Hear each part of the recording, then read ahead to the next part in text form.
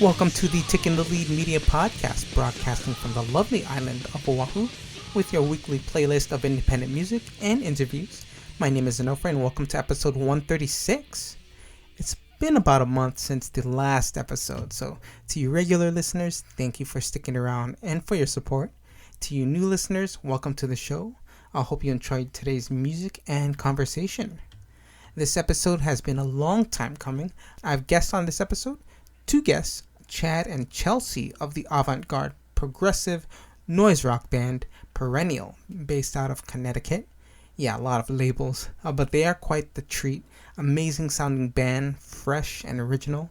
They incorporate lots of different instrumentation in their songs, as well as noise, with a dual vocal charge of aggressiveness and harmony. Very delightful and enjoyable. You'll dig this band. This conversation was recorded back in May, I believe, and it's been a while, like around the time Solo, a Star Wars story came out. We get into that for a bit, as well as our top 5 records of all time and our own personal island albums. You know, the one album you'd bring with you to a deserted island. Yeah, I asked the tough questions in this interview. Oh, and it was my first time using Google Hangouts, which was a pretty cool experience, different from Skype. But it was an overall fun chat. We get into movies, music, LP2, and video games at one point, but that ended up getting cut up. So a little bit about the band. Perennial are a 3-piece based in Connecticut. Check them out on Facebook at Perennial CT. They have one full-length album out, The Symmetry of Autumn Leaves, which was one of my favorite records to come out of in 2017. They also have a demo out as well, Early Sounds for Night Owls. Both are available at perennialtheband.bandcamp.com. And Perennial are also part of the Howling Frequency family. Be sure to check out the label's roster. Lots of great sounding bands on that label. And vinyl and tapes are available of Perennial's full length. Be sure to check out show notes on this episode for track info and timestamps. I'll be playing tracks from both of Perennial's releases. Alright, so here's my chat with Chad and Chelsey of Perennial, and you're listening to it here on the Tick in the Lead Media Podcast. Yeah, thanks again for being on the show. Appreciate it. Yeah, that's Perennial, Chad and Chelsey of Perennial. Yes, thank you for having us. Yeah, for sure. At one point, I tried to figure out when I first heard you guys. I got an email from a promoter, and he gave me your album, and I was like, "What is this?" Like, it's so different, like from what I'm listening to at the moment, like from other bands, avant-garde pop. Would you agree with that?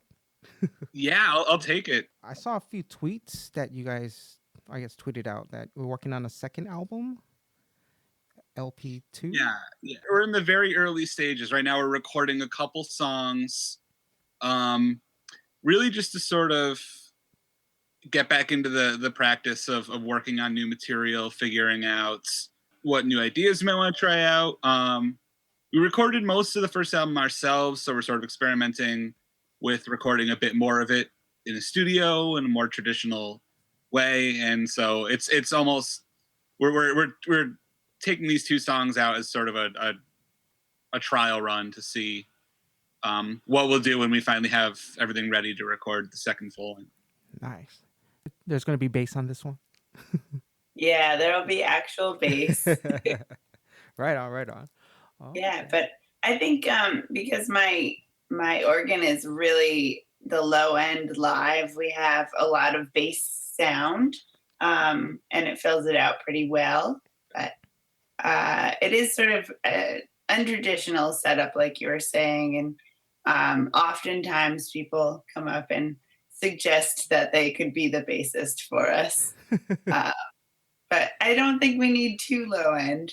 But on the album, we will have some bass. Chad is a very good bassist. We did a little bit of recording of bass already, and it sounds great. Nice. Well, yeah, but Chelsey's usually playing in the same octave as a bass guitar, so it's sort of covering that frequency range. Nice. Is it going to be kind of in the same realm as the previous album, or are you going to go more experimental, heavy with this regards to sound? All of the above, I think. Yeah. Nice. Yeah, I think it still sounds like Perennial, but some of the sounds that we were just starting to work on getting into the mix, where I think we want to expand on, whether it be a bit more jazz, a bit more 60s soul, but also and heavier with some of the aggressive parts too. So I think just trying to expand in lots of directions. Nice. Both classic sounds that we love, and then also trying to be noisier and sharper and more aggressive too. Sure. Nice. I gotta ask, so there's some like, I guess, jazzy kind of instrumentals on the album on one of the tracks. Are those samples, or did you actually perform those parts? Everything is us. Yeah. Okay. Yeah. Or it's people that we had play on it. Yeah. We had a friend that played clarinet that came in, and other parts. Yeah. So nothing was sampled from anything else. Everything was just we would just record these little excerpts and then sort of sprinkle them in. Nice. Okay. Yeah, they sound really jazzy. Any background in jazz aside from Perennial? Any musical backgrounds? School? For me, I played in sort of high school band. We played a little bit of jazz. I took like jazz history classes and stuff like that in college. Briefly considered studying jazz bass as sort of my major at college. Didn't follow through with that, but I've always loved jazz, and I love the way it can work with loud, angular punk. I think it's the original art form to realize that noise and discord and atonal sounds could be art. Yeah. I read somewhere that the band only plays all ages shows. Yeah. That's true. Oh, okay. Right on. That's really awesome of you guys. Thank you. Yeah, it's I'll say that it's really important to us to not exclude people. I think that music is a really magical thing and a universal language, and I think that having an age restriction on it is just in terms of looking for ways to sell alcohol. And so, we don't really need to be supporting the alcohol industry with our music. People that want to drink are at a place to drink, and they're not going to be really interested in music. And so I think that having, working to play all ages spaces, allows anyone to see our music in a safer space too, because bars are, inherently more dangerous spaces than just a regular all ages sober space is. Sometimes we have to turn down shows that are like pretty good, but it's worth it to us to stick to that ideal. For sure. When I fell in love with DIY music and punk music, I was 14, 15, and it was going to DIY shows. And if I had been excluded from those shows because there was an 18 plus limit or a 21 plus limit, I maybe wouldn't be making music today. I wouldn't be doing this. So sure.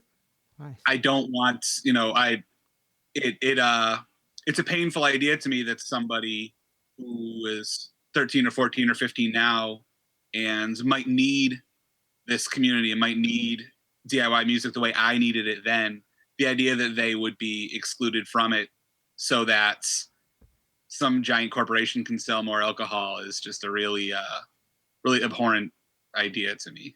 I don't do too much drinking at the, like bar gigs or bar shows that I attend to, and I really wish I could just get like a Coke, but I don't want to spend $8 on a soda.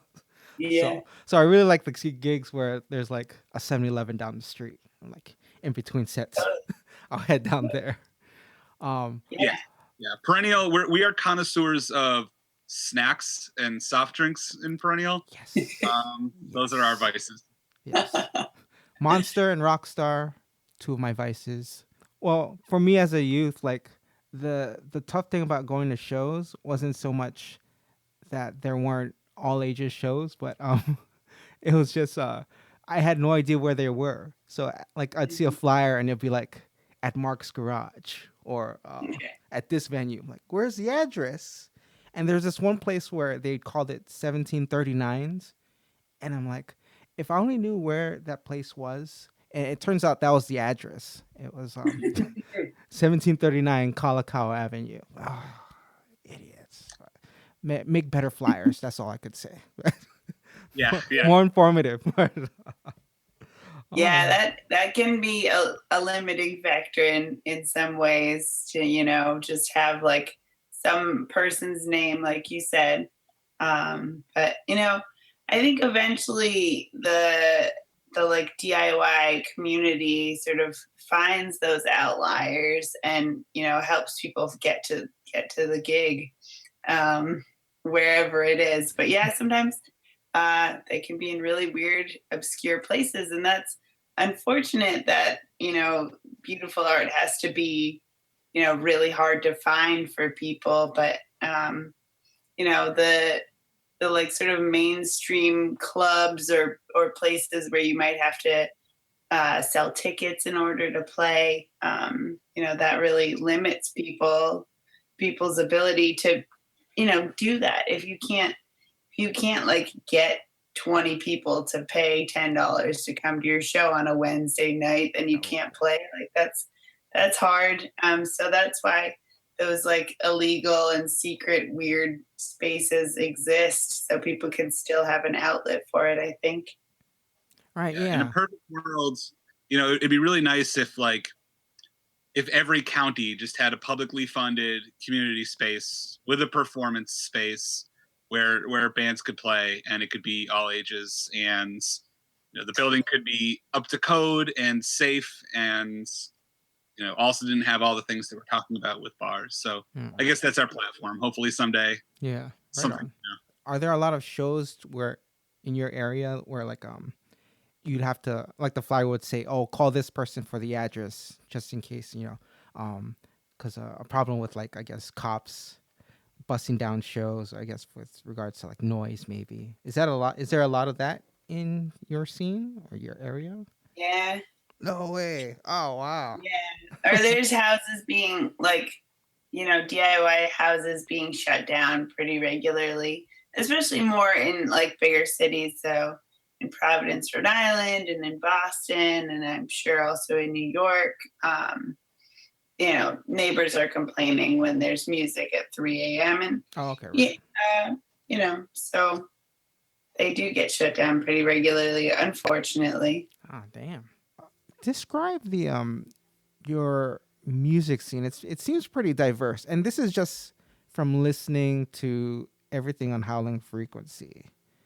Right. Very experimental stuff. Lots of, I would say, sludge. A lot of stuff on the heavier side, which always makes it fun. And then you get that experimental stuff, and it's always really cool. The music scene, like in Connecticut and Massachusetts, I can really sort of lightly speak to, because I think that there are pockets that I'm totally not aware of. But, the bands on Howling Frequency are a pretty good span of what's out there.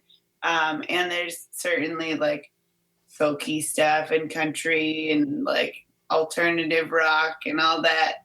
But there is a decent amount of music that's along the lines with Maneva and with Change. Derive, Space Camp. So it's not like the music on Howling Frequency is shockingly different than other music you can find out there. But there's a little bit more heaviness to the Howling Frequency sound, I would say, than what maybe we find at other shows. There's definitely a lot of like twinkly guitar happening in the two states, in the sort of same scene that we all play in.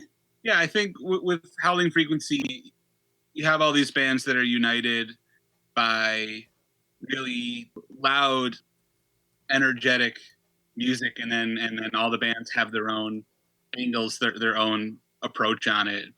I think that's a good indication of the ethic of, I guess, the scene we would describe ourselves as part of is bands that are really, really driven and bands that are really focused on creativity and innovation. Derive, Space Camp, Chain to the Bottom of the Ocean, Maneva, all really, really thoughtful, brilliant bands. And it's a privilege to get to share a home with them. Nice. I gotta ask, what's on your current playlist as far as music that you're listening to right now? Well, yesterday I listened for the first time in a little while. I sort of probably unsurprisingly listened to The Shape of Punk to Come by Refused, which is one of my favorite albums. But right before that, I finished listening to a David Bazan album. So sort of a very big range of things. That's the two most recently listened to albums for me. I've spent it a few times, but didn't really stick with me. So it's like, all right. I get it though. I get it. Sure. Yeah, that's a huge album for us, but I can definitely see I can see how somebody would find it sort of distancing or puzzling or something like that. I definitely did when I first listened to it. It took me a little while to find sort of the thing about it that now makes it one of my favorite records. Oh wow, nice. Right now I've been listening to The Evens. That's Ian Mackay's band that he formed with his partner after Fugazi. Yeah. I've been listening to this band, Swing Kids. They were a post-hardcore band out of San Diego in the early 90s. And then a few of Stevie Wonder's early 70s albums. Nice. Are any of you Spotify or Apple subscribers? I use Spotify just at work. Okay. But I don't even have I don't pay for Spotify. But I also I don't use the Apple Music at all though. Okay. So you can download Spotify and use it without being paying subscriber. Yeah, they just listen to commercials. Ads. Oh, nice. Oh, okay. Wow. I didn't know that. Okay. Yeah. I just remembered the other member of the Evens is Amy Farina, so I just wanted to make sure to get Amy's name mentioned too. Yeah, I don't use Apple Music or Spotify either. I have so many records and so many CDs and so many tapes that I kind of want to. There's so much stuff that I own that I've only listened to once or twice that I feel like I owe it to all the music I've already purchased. Yeah. Oh, okay. Right. Just spend more time with it. Yeah. So who's the one that's tweeting out all the time on Twitter? Is that both of you? Twitter is mostly me. Mostly. Oh, okay. Yeah. It's nice. I try to engage as much as I can. Sometimes it's kind of on random. I didn't get to let you know my top 5 albums of all time. But can I? Do you have them? Do you have them now? Have them now? Oh man, at the top of my head. You're on the spot. I know, right? I'm gonna go Between the Buried and Me, Alaska. No, not Alaska. The Silent Circus, Silverchair, Freak Show, Real Big Fish, Why Do They Rock So Hard? I get Rufio, Perhaps I Suppose. And there was this band from Spokane, Washington, called the Midnight Society. And they got the name of their band. I don't know if you ever seen Are You Afraid of the Dark? On Yes. Yes. So Yeah, it sounded familiar. yeah, so that was that group, right? The Midnight Society. Yeah.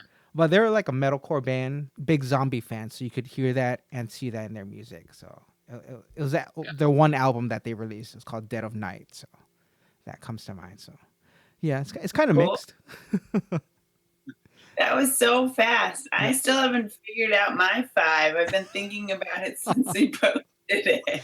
Yeah, it's better if you're on the spot and you gotta think of it. So, Oh my God. can you come up with a top 5 list? Let's go. Sam Cooke, Live at the Harlem Club. Refuse, Shape of Things to Come. Blood Brothers, Crimes. The Beatles, Sgt. Pepper's Lonely Hearts Club Band. And Rilo Kiley, The Execution of All Things. Nice. I really liked Under the Black Light. Yeah, that was their last record. That's a cool album. Yeah, I love that album. Love it.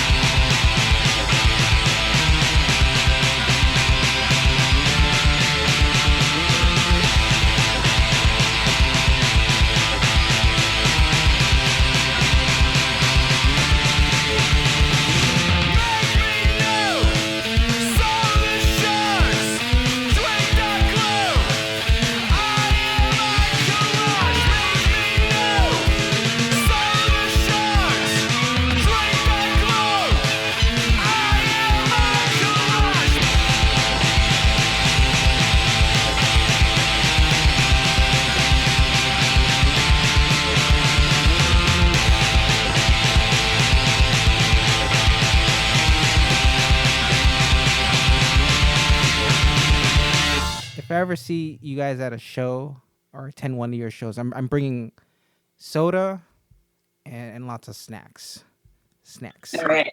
We can do a potluck afterwards too, if you want. Yeah. It's just soda and snacks. That's the dream, a snack potluck. We should really start that. Yes, do like a barbecue at every one of your shows. I would love that. Yeah. I love this idea. Food at the shows? Oh man. Oh, Yeah, it's so good. right on. So no top 5 from you, Chelsey? Not So the thing is, I'm really, really bad at remembering, unfortunately, really, really bad at remembering names of albums. So that's where I'm really stuck. I would have to do a little bit of research to just like not be really embarrassed. But I know that it would be a Yeah Yeahs album, a Black Eyes album, probably a Faint album. Who Will Cut Your Hair by the Unicorns? I know that one. Am I up to 4 or 5? I think I have 1 left. And Yeah. Alopecia by Y. yes, there you go. You know, kind of more like spazzier music I would say. But unfortunately, I don't remember the names of the albums for some of them. But I really love those bands in general, so nice. maybe anything by them would be okay. Okay. Yeah, I really should have that like in my back pocket. It should be able to rattle. It should be laminated too. So Yeah, it's like official. literally carry it around in my back pocket. Oh, nice. This is a modern flower. This is a fading dance. This is a glimmer of hornets behind a painted glass. Give me a penny and sugar. Give me a paper to you. Give me a penny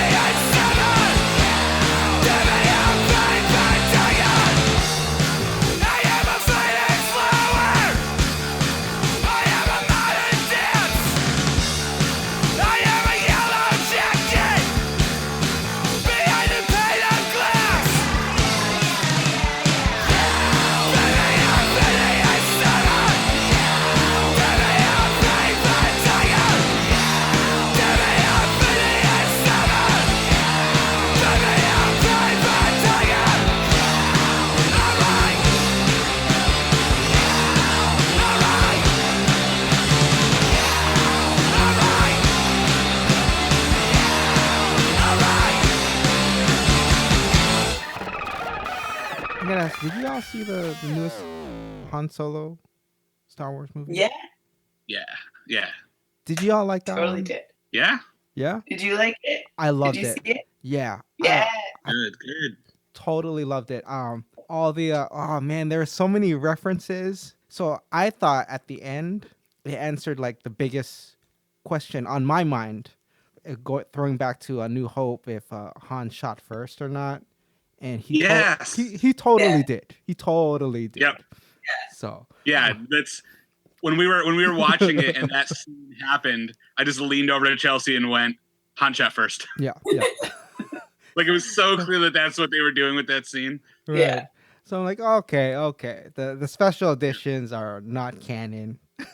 I don't care if they put a blaster shot in there. Nope, it doesn't count. Yeah. Um, Exactly. But me and my friend were trying to figure out Amelia Clark's character and like where she fits into all this. Do you happen to know? I don't know, but Chad probably does. No, I don't know anything other than what the movie tells me. Right. For all the modern Star Wars, they usually put out like a book that's a different story that kind of fills in some of the blanks. And there is one for Solo too, and I'll read that maybe that'll be my tour book that I bring on the road. Nice. That'll fill in. But yeah, all I know is whatever the movie told us. Yeah. Yeah. Okay. I think it paints a picture of Han Solo, being a softie and also, maybe getting his heart broken a little, perhaps. And like the like internal struggles that leads him to be who he is when we see him in the modern or in the movies from the 70s that we think of as Han Solo. Right. Yeah. The like Harrison Ford version of Han Solo. he was always Right. a good guy, right? And then like Yeah, I loved that. I love the idea that he started out as a good person with a big heart, and the other movies were just him sort of rediscovering that about himself. right. I wish they would have shown like, because I didn't know he was like an Imperial soldier. Like he was part of the Yeah. Empire. That's the crazy part. Like I actually was like really sad to learn that, but it like was a good builder for the character, I think, or good addition to the character ultimately. But I really don't like stormtroopers, so I was like, no. Here's the other thing, though, is in The Force Awakens, Han Solo becomes sort of a father figure for Finn. And one of the reasons that I think he's such a good father figure for Finn, or such a good mentor, or someone that sort of looks out for Finn, is that he was in a similar situation of being a stormtrooper and leaving it behind. right. It's sort of a cool connection between those two characters. and I also thought, oh, okay, that explains why he's such a good pilot. He got the best training in the Right, yeah. universe. He was taught by the best. But yeah, and I thought like after the movie, like the trailer is kind of misleading because I thought the whole train sequence was gonna be the end part of the movie, but it's Definitely. like there's like 2 more big scenes in that movie. It's like I was like, this is like Bad Boys 2, where it's like 3 big car chase scenes. It's like it was almost overwhelming. Like whoa, like you get a lot for I think it was just over 2 hours. Yeah. Yeah, and I thought it was gonna be like a heist movie, but it still totally works as a Star Wars movie. Like just no Jedis, I guess. There's one Sith, right? They show. Right. Yeah. Well, they show Darth Maul for a second. Yeah, just 1 second. It's like okay. Oh yeah, that's crazy, huh? Danny Glover was really good as Yeah. Lando. There wasn't enough of him though. I really thought from the previews that like he was going to be in the movie a lot more than he was. And his character was so good that I wanted him to be in the movie more than he was. He was more. Donald Glover. I would love a Lando movie. Oh. Oh.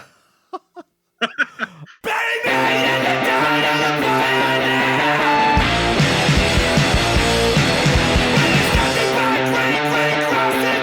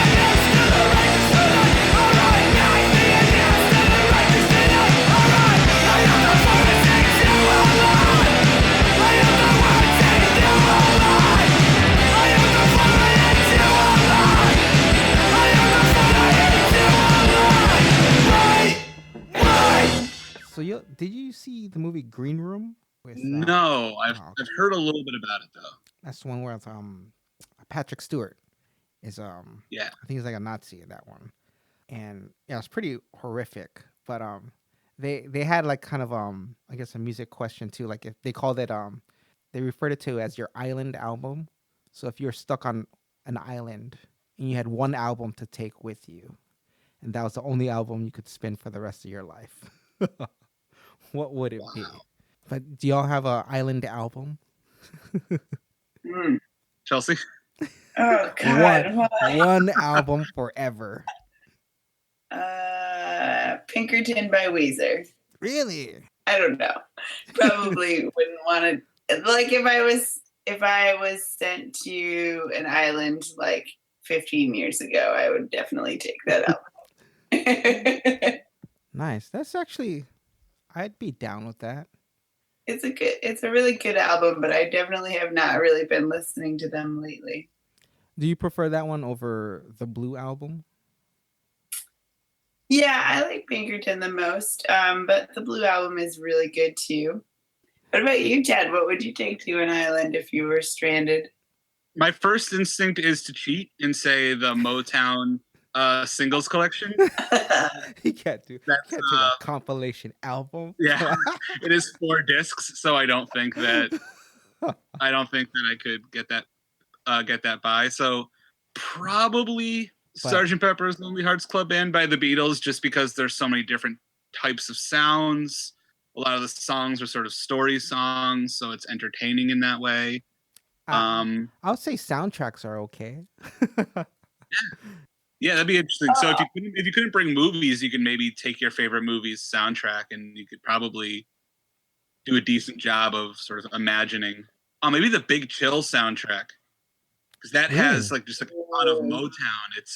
It's like the Temptations, Marvin Gaye, Aretha Franklin. There's "Wouldn't It Be Nice" by the Beach Boys. So yeah, I mean, it's a movie about sort of like baby boomer nostalgia, but the soundtrack is all like just really good soul and pop music from the 60s. So maybe I'd go with the Big Chill soundtrack. Nice. Yeah. Oh, okay. Like I like that movie. I've only seen it once, but it was the bomb. It's a really good and really sad movie. That's the one with Kevin Kline, right? And Jeff Goldblum.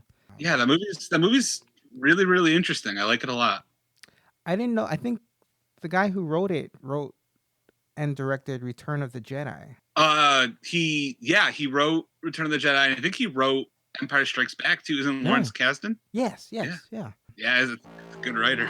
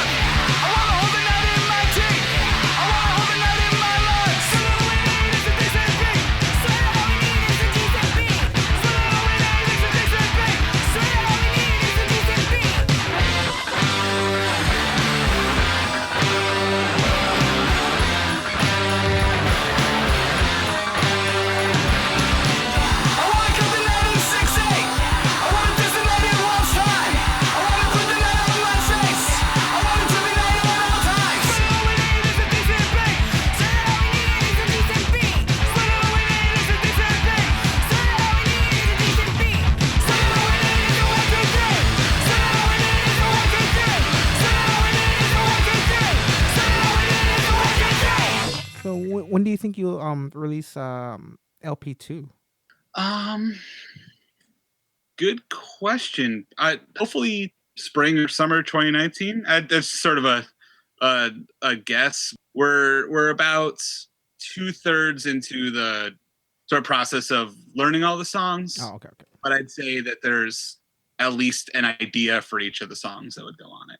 What's the writing process like? I'm curious. Do y'all collaborate and kind of just jam out in the rehearsal room, or does one person just lay it out and say, this is how it's going to go? Usually what it is one of us will just sort of come with an idea. It could be a guitar riff, or even just saying, I want to write this kind of song, and we'll start building from there. Sometimes there are songs that we have sort of more of a clear picture of, where we know sort of the riff, the verse, the chorus, and all that. Others, it'll literally just be a guitar part or an organ part, and we sort of build from there. So there's no sort of set rule for how we go about it. That's good. So no fights, right? No band fights over songs. No. No, we get along really well. We've all known each other for a really long time too, so that's nice. 'Cause I always think that's the band that gets along is the one that started with friends, as opposed to like, oh, we hired this guy, or he's Right. he's only gonna go on tour with us, so I feel like Definitely, yeah. If you're in a band that plays a lot of shows, and you're spending a ton of time together, and it also just takes a lot of trust. You're on stage with other people, and the better you know each other, the better you know how to sort of make live performances work the best. The better you can interact and sort of build something cool together.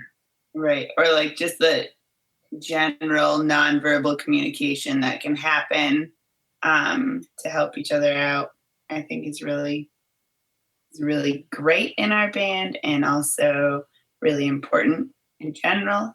I really like playing with Chad and Will because I feel really comfortable with them. So it was like pretty easy to say yes to trying this project because of who was in it. Almost more than anything else for me. There are other people that could potentially do close to what they both can do, but I wouldn't necessarily want to be in this band with I definitely would not want to be in this band with anyone else, actually. Oh, nice. Likewise, the feeling is mutual. When did Perennial start? Late 2015. 2015? Wow, okay. And that's when Early Sounds came out? Oh. Yeah. So we sort of put that out, and then sort of right away took a bit of a break just because of school and stuff like that, and then got into it as sort of more of a full-time, playing 4 shows a month, nice, touring whenever we can, sort of thing, in mid 2016. Oh, sweet. Any plans for any more music videos? Yeah, I think we had talked about doing something kind of spooky, but I don't know if that's what's going to happen ultimately. The music video that we have out now, it was filmed by and edited by Sean, who is in Maneva. So okay. We were really fortunate to work with our friend Sean there, and yeah, it was a really great experience. So we definitely want to do it again. It does take a little bit of time and planning and coordinating schedules, but not a shocking amount of time. So we definitely will do it.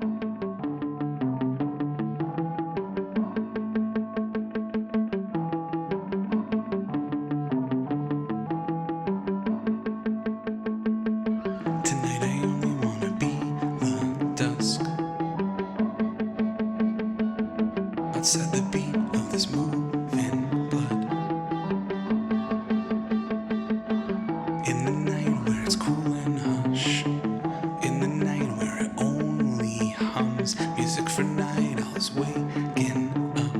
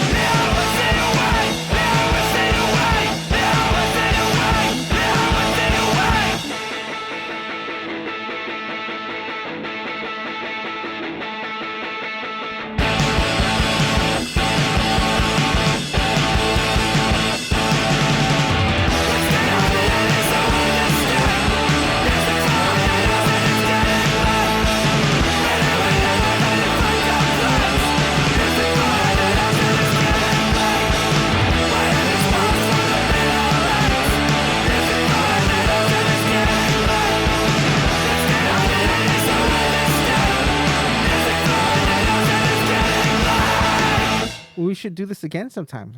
We would love to. I really enjoyed this. Us too. This is Yeah. great. What a great conversation. We can do it a movie night and discuss movies. Yeah, Great. I love that idea. Yes. absolutely. That'd be so fun. Right on.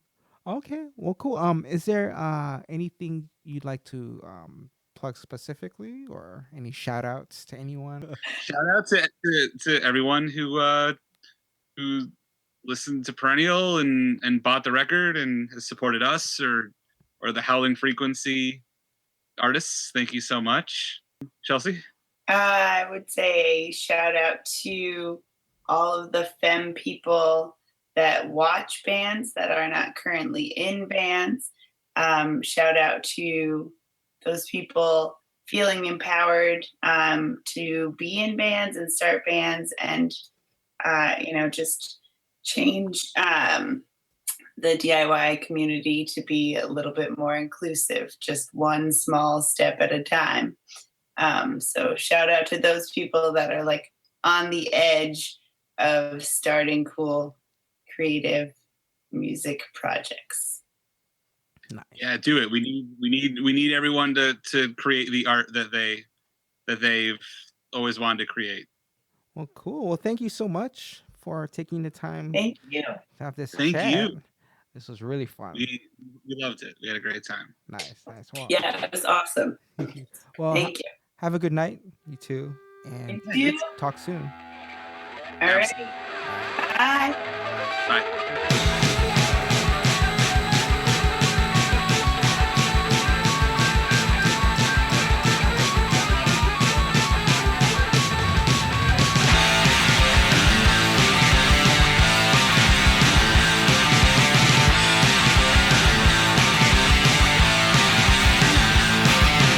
Clap, clap, 'cause we clap it up. We're singing, hey, hey, you get off my cloud. Click, click, click, 'cause we measure it out. 7-8 strike, tiger singing, twist and shout. What's that sound? It goes, yeah, yeah, yeah. It goes, yeah, yeah, yeah. It goes, yeah, yeah, yeah.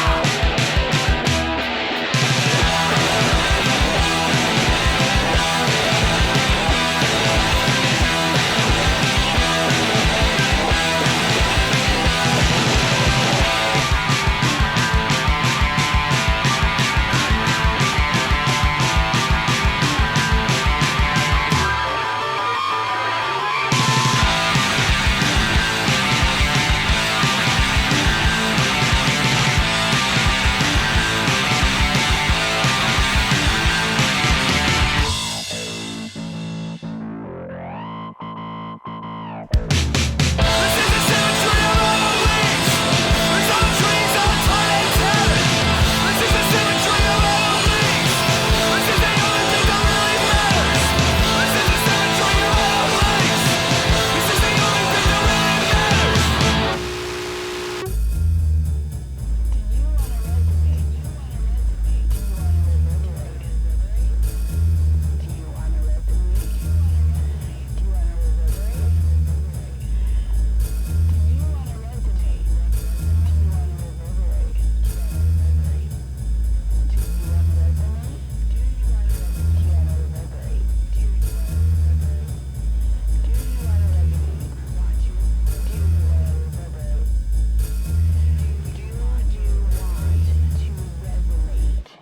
Alright, that song is titled Dissolver off of the band's debut full length, The Symmetry of Autumn Leaves. Much thanks to Chelsey and Chad for being on the show. It really was a wonderful time with those two. Be sure to check out show notes for details on the music you heard on this episode. Check out Perennial on Facebook and Twitter, BANDCAMP, and the label Howling Frequency.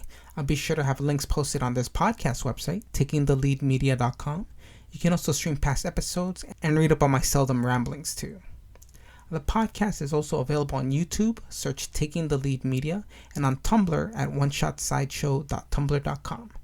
This is an Apple podcast, so please check it out on iTunes. Also, do me the favor, please rate and review this podcast. 1 star, 5 stars, you decide. Any feedback will help towards improving the show and help the podcast climb the charts. I'd be very grateful for that. Also, do recommend the show to a friend. They may find their new favorite band on a future episode. And be sure to hit that subscribe button if you haven't already. Hit me up on Twitter at TTLM Podcast. I do love the interaction. Send love, hate, comments, questions, music submissions, recommendations to my email, along with any general correspondence to takingtheleadmedia@gmail.com. Be sure to tune in next week. Some punk, ska, and a bit of hardcore tunes on the episode. Hopefully I'll stay on track. It was kind of a nice break, but I hope to be a little bit more consistent in the following weeks. My name is Onofre, and I'll be signing off until the next Taking the Lead Media podcast. Thanks for listening.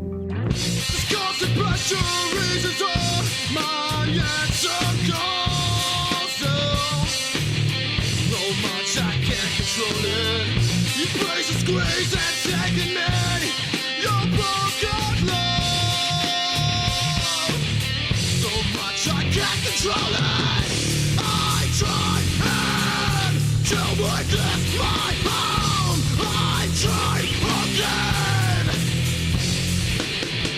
I tried it to make this my home.